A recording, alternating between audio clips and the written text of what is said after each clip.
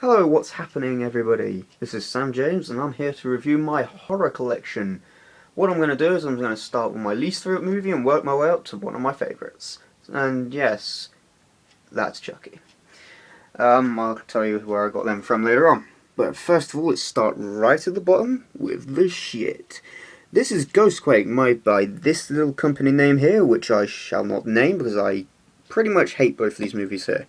So, Ghostquake, horrible acting, horrible special effects, bland story, and absolutely crazy when you put it up against, let's say, a good film like Mirrors. These two...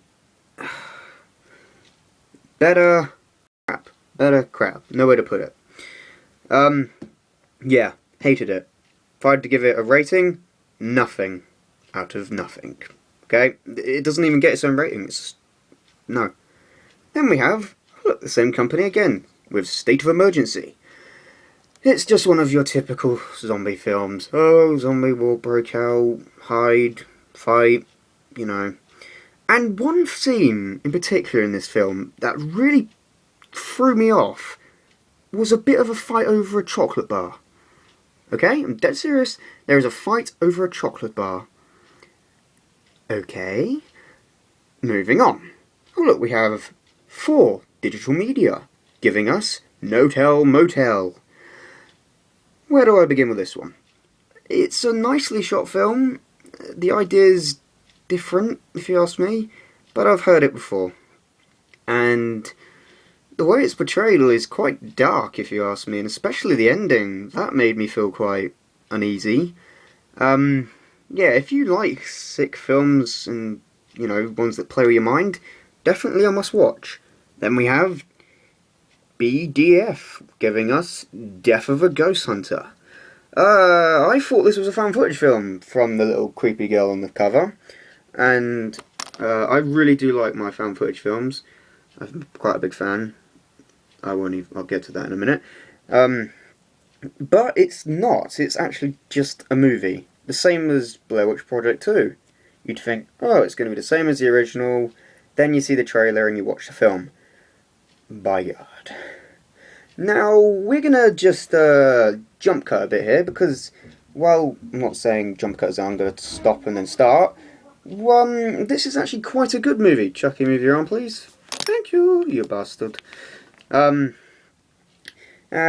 is actually quite a good film, but I didn't know where to put it. It was technically from Final Destination 5 all the way to Grave Encounters. They're all good, okay?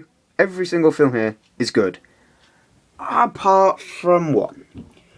This film was pretentious bullshit. It was horrible, there was no scares, and the little boy's acting made me want to throw the fucking DVD out the window. Okay? And it has one of those covers that throws you off thinking, yes, it's going to be a good film. Just like the Asylum tapes. And guess what? Made by the same bloody company. Typical, if you ask me. But the Asylum tapes had a very creepy soundtrack. That's the only reason I've put it there. And as you can see, these are all found footage films from there. And if we just quickly scoot over here, I have a documentary on the Amityville Horror, as I was quite shocked about it, but then I found out it was bullshit. Anyway, going back to where we were, Final Destination, really good. Then we have The Thing, the remake, which has the same name. I will never understand that, why they didn't call it, you know, something like The Beginning of the Thing. I don't know, just call it something different than just The Things. I bought it thinking it was the original, and I was thinking, oh yeah, this is the film that everybody talks about, how gruesome, how amazing it is. And it's all just CGI. God damn. And the male character who survived in the original is now a woman. I'm starting to see a pattern with all these horror films. It's always nearly the woman that survives. But anyway, let's move on. Stir of Echoes, starring The Bacon. Okay movie. Really did put me off a couple of times, but it was well shot, if you ask me. I liked some of the scenes, especially the one with the theatre where he's moving close towards the screen, it says sleep and that sort of stuff on it. And that scene where he's got the paperclip or something in his hand. Oh my god, I nearly threw up. And quickly, Mirrors and Mirrors 2, completely different films if you ask me. Mirrors 1, fantastic piece of cinema. Mirrors 2? I don't know where to start. I was thinking, how could you make a sequel to Mirrors? It ended it off, tied it all up with a brilliant twist ending. And then it came along just showing jump scare after jump scare after jump scare, little bit of backstory, jump scare then. Yeah.